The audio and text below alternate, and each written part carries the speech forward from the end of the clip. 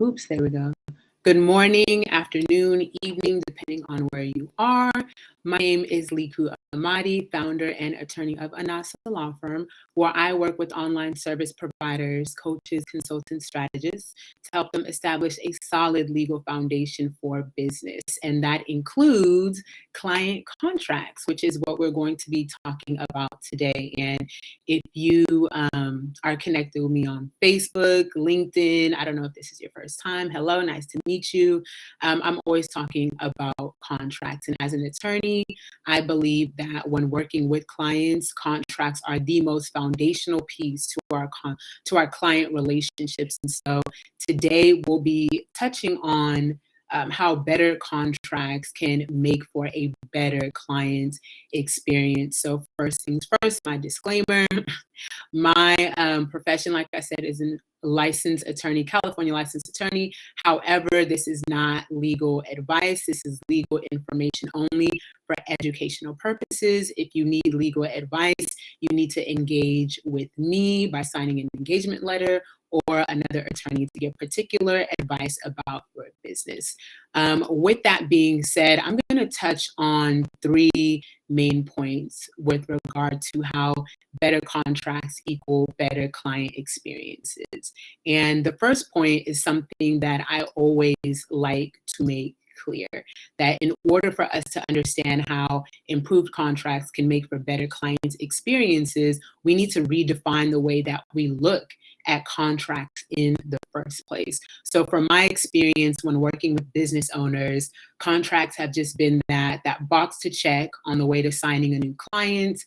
And even in day-to-day life, right? Think about when we're making transactions, right? Downloading things online, signing up for new things, buying a new car, right?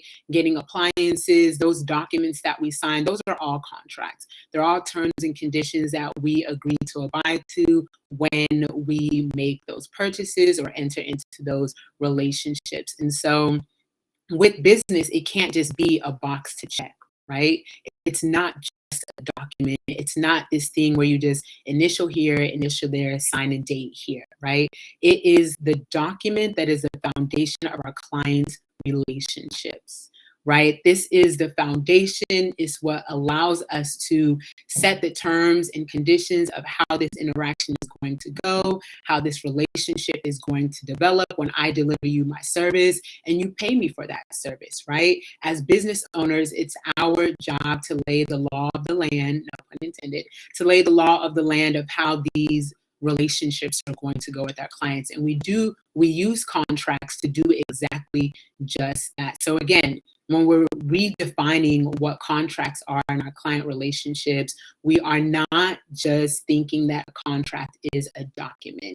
It is that foundational piece that dictates how our client relationships will unfold and come about as we work together and build a relationship. Not just get through a transaction, but actually build a client relationship. And so the second point, right, that I want to make, point number one, we have to redefine the way we look at contracts.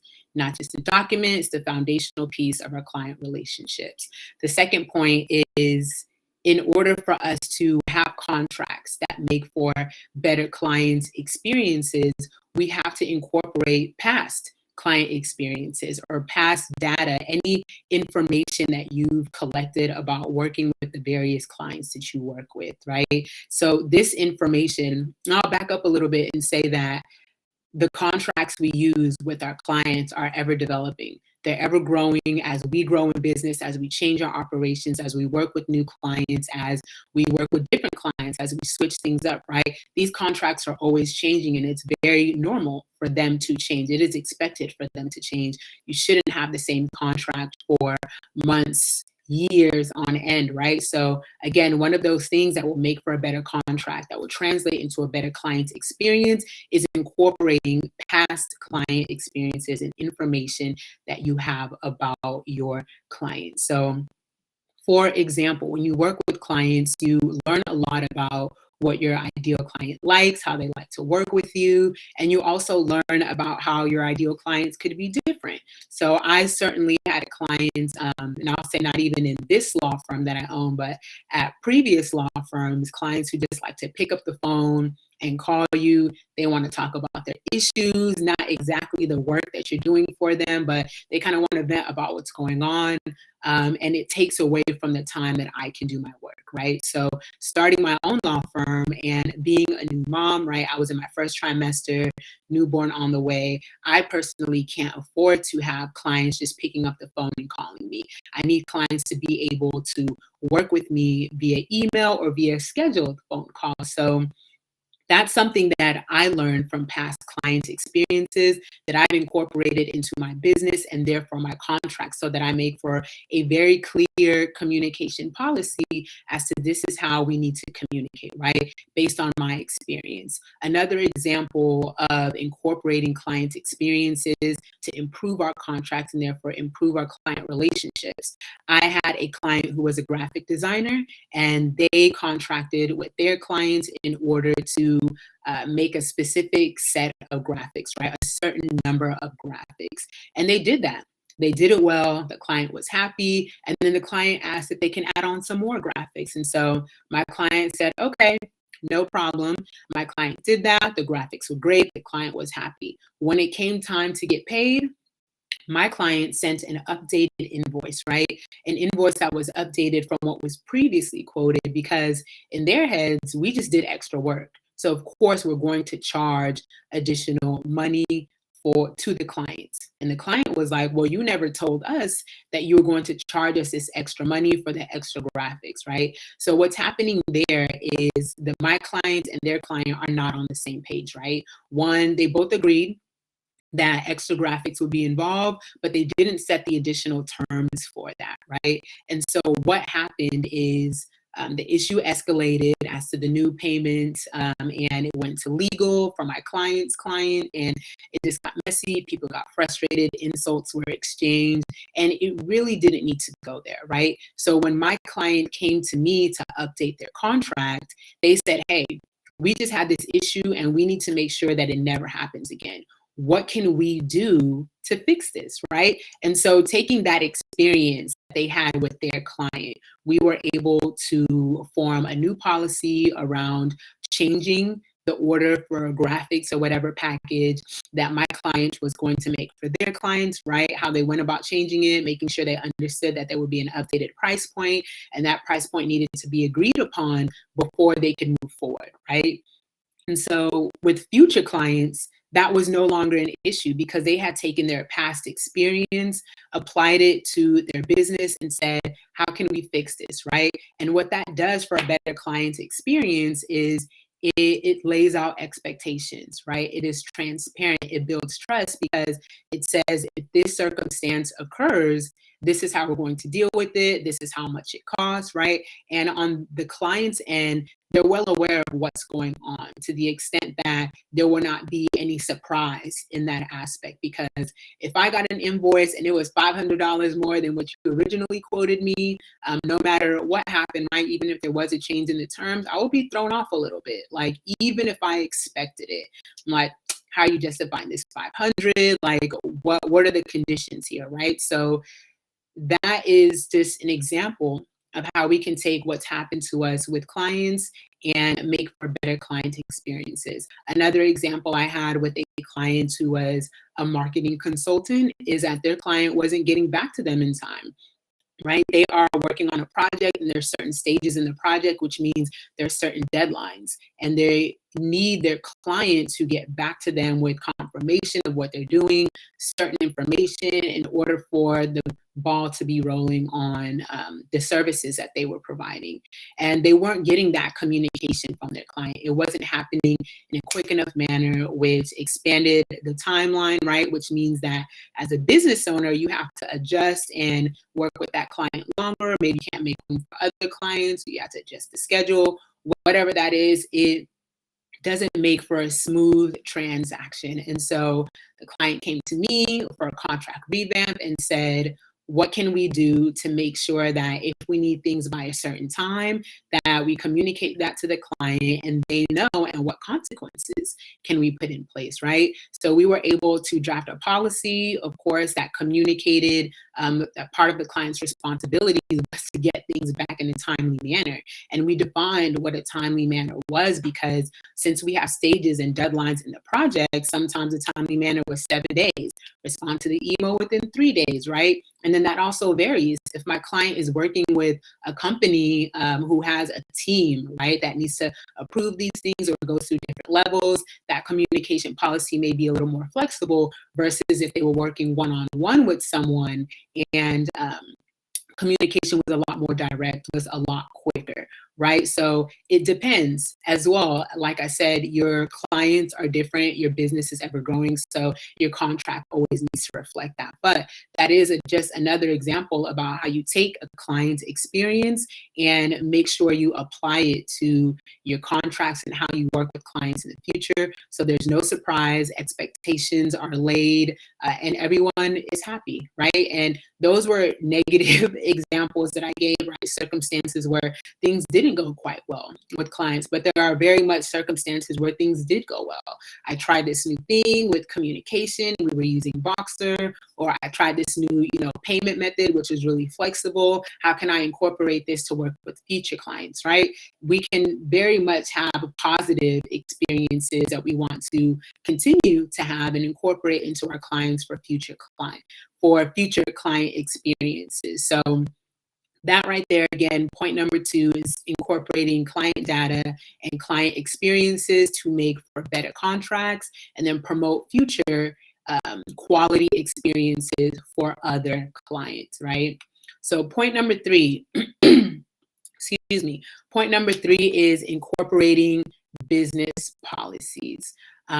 So to make it for a better contract, we want to make sure that our contracts reflect the policies and the operations of our business. So again, if you know me, you know I'm an advocate for custom contracts.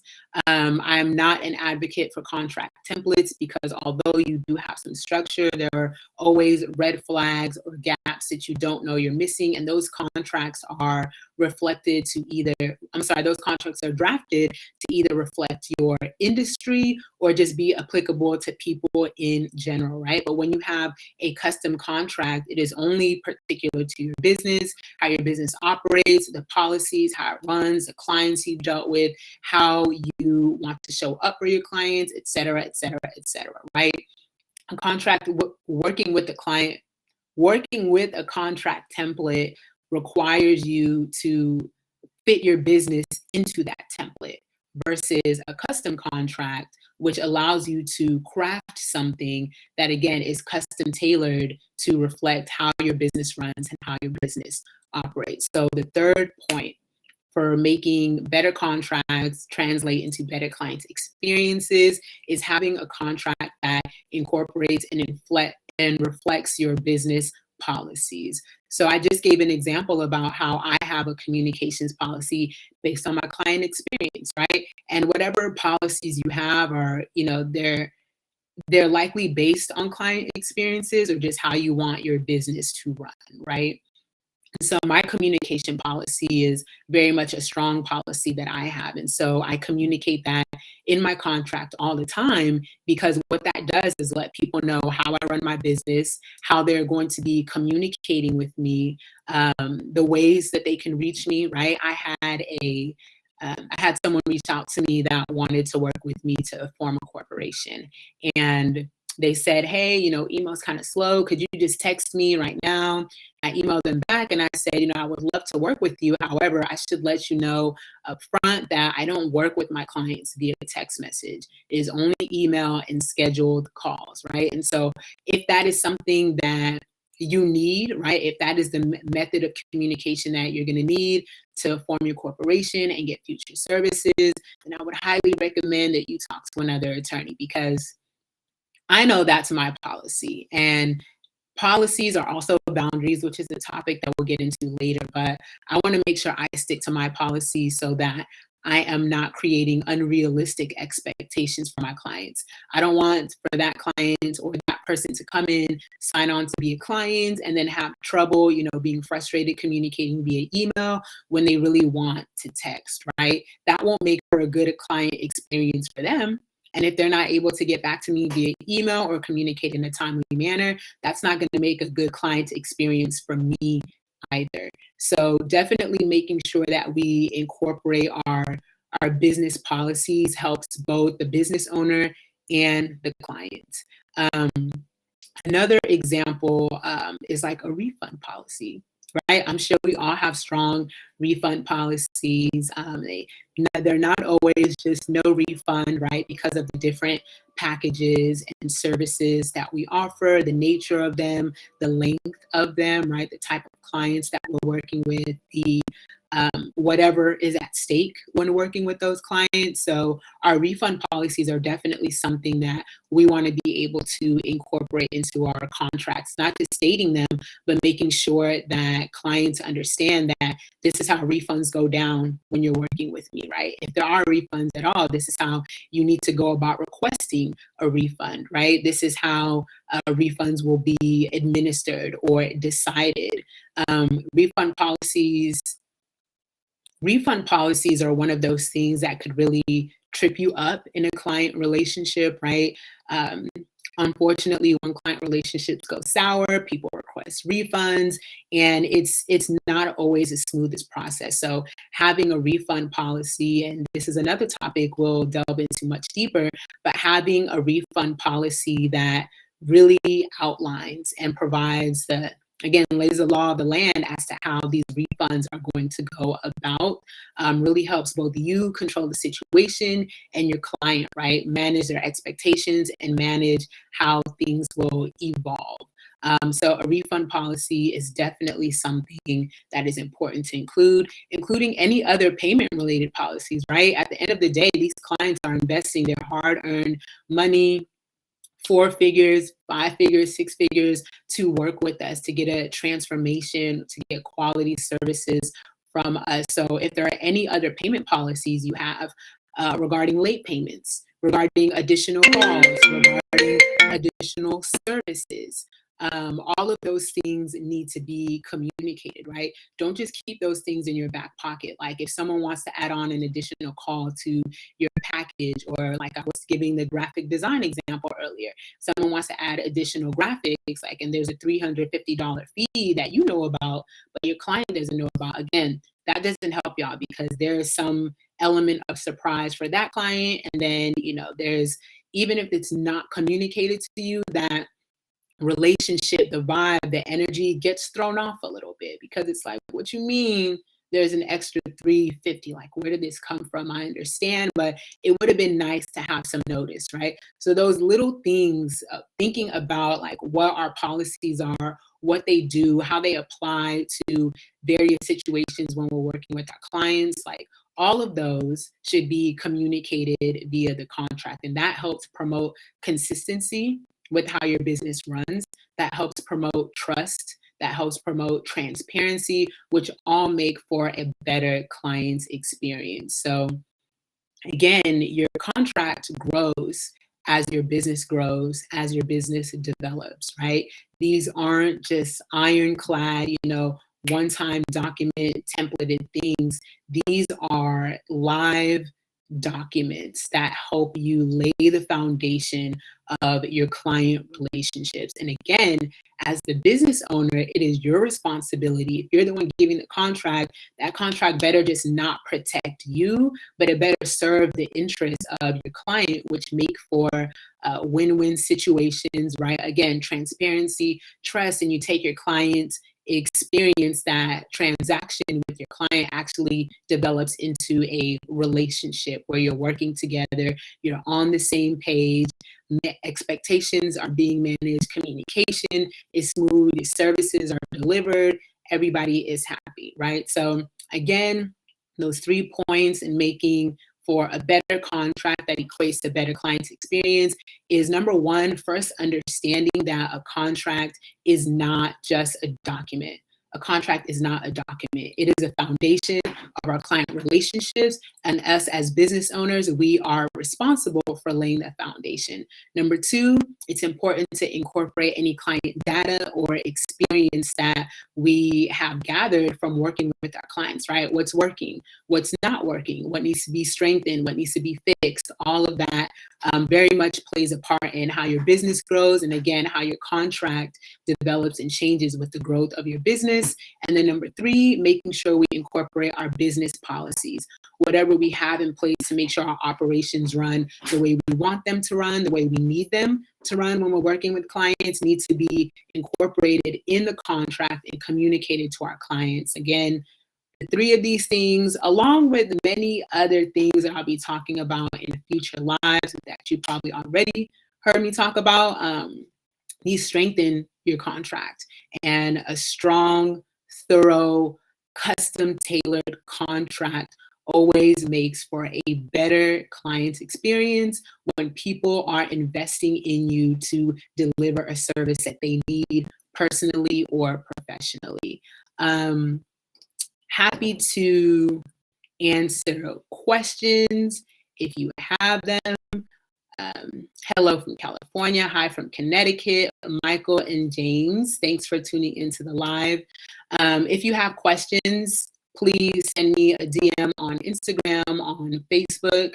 I'm more than happy to answer, get on my calendar. If you're ready to upgrade your client contracts and really make it reflect the businesses and the services that you offer to these clients who are investing 4, 5, and 6 figures into your services. I currently facilitate my client contracts via a VIP day where we really sit down and look at your client experience, look at your client policies, right? See where we can strengthen your client contracts. And if you don't have one, we'll definitely be building from scratch. But that's totally okay, because I rather you have a contract where you can dictate how the relationship is going to go when you're working with your clients. So again, if you have questions, yes, you can send me questions on LinkedIn. And if you're ready to upgrade your contract, then like I said, book some time on my calendar so we can talk about your business.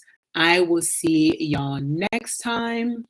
How do I end this stream? There it goes. All right. Have a good day.